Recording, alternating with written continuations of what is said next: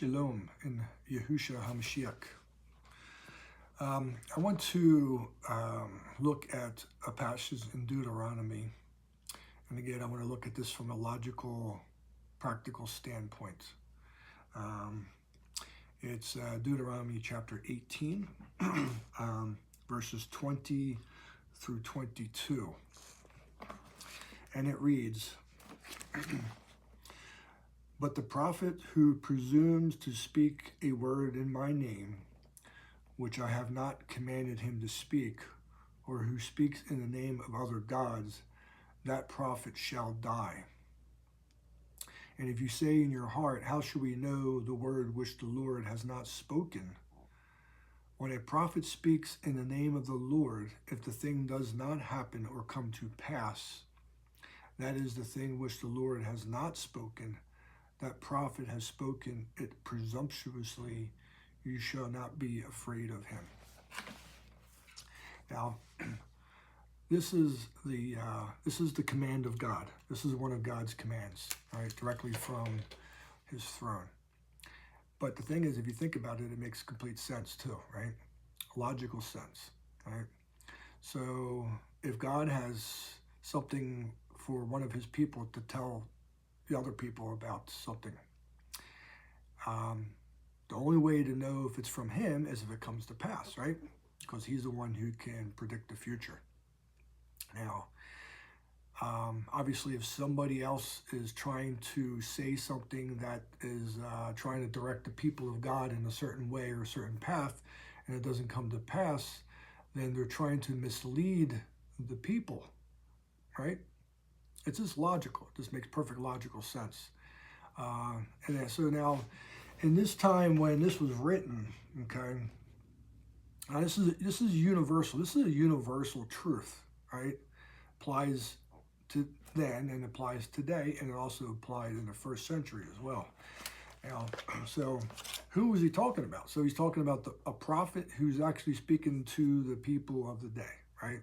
So he's telling the people of the day, if there's a prophet that rises up and he says he's speaking for the word of the Lord, and the thing doesn't come about, then, well, obviously the prophet must be talking about something that would be immediate, right? It's going to happen fairly soon, right? Because it would be talking to the people of the day, okay? It has to do with who's being addressed, okay? So you have a prophet, right?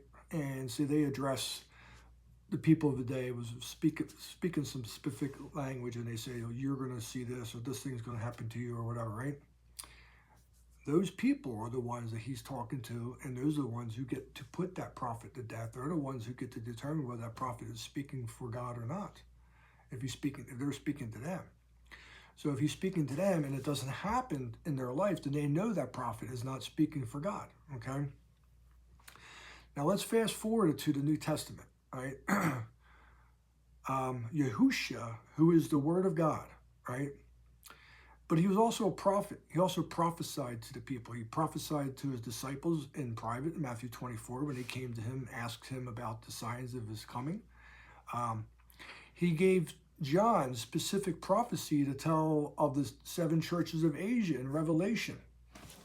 So if this is the word from God, if this is his command, right, then his chief prophet, Yahushua, the words that he says, it would apply to him as well, right? Correct?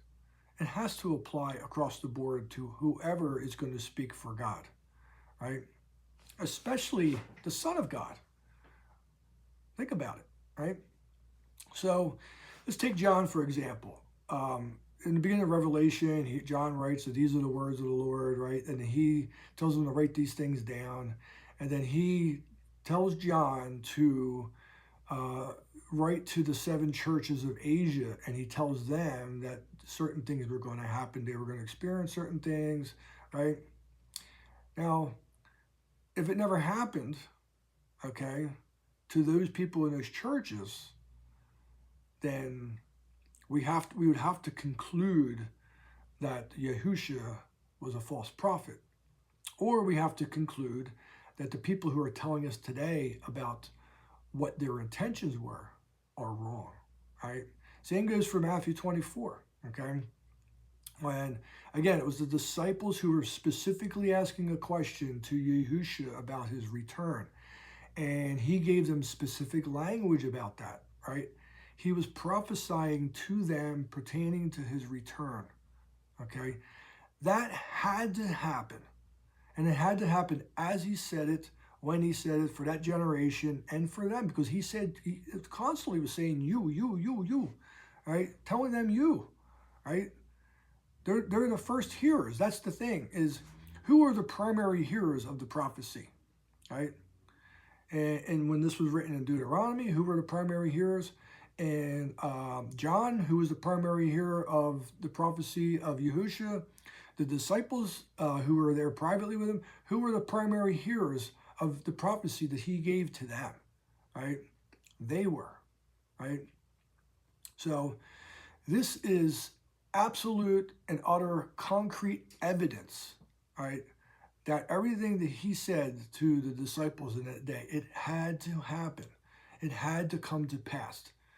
There is no ifs, ands, or buts about it. It had to.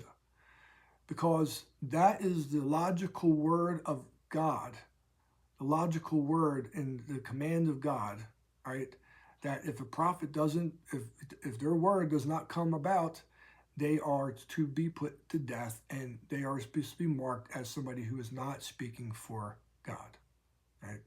That's it. And it makes logical sense too, right? Only today we've been confused with this, okay? We've been confused. Our eyes have been darkened. So I'm bringing something to you right now, okay?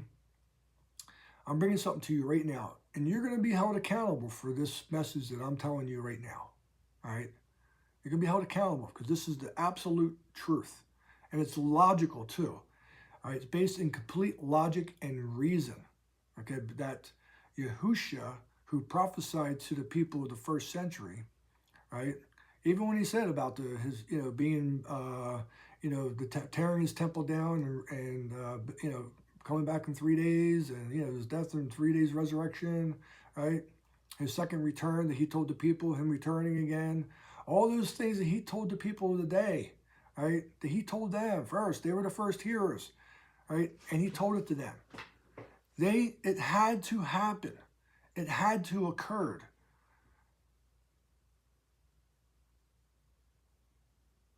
There's no other way of looking at it. There's no other way to approach it than that.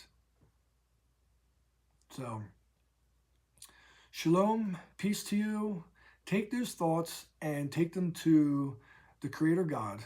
All right? Humble yourself under the mighty hand of God, all right, so he can illuminate your mind in the truth. This is what he wants, all right, because you're going to give an account now for this one day, hearing this before the Creator, and this absurd notion of the salvation that they teach you either, which I'm going to get into that later on, okay, where there's no accountability, all right. We're going to talk about that at another point. But I want you to really consider this. All right? Consider the fact. It's a fact. All right? It's a logical fact that if there's a creator and he's going to speak to his people and he's going to bring prophets to speak for his people, that the words that they say got to come true. They got to happen the way he says it, exactly how he says it. All right? How this prophet says it. Or else, logically speaking, that individual is not speaking for the creator. Okay, it's completely logical. It makes perfect sense, right? All this other stuff that they tell us makes no sense whatsoever. It's completely illogical and it's just a bunch of nonsense.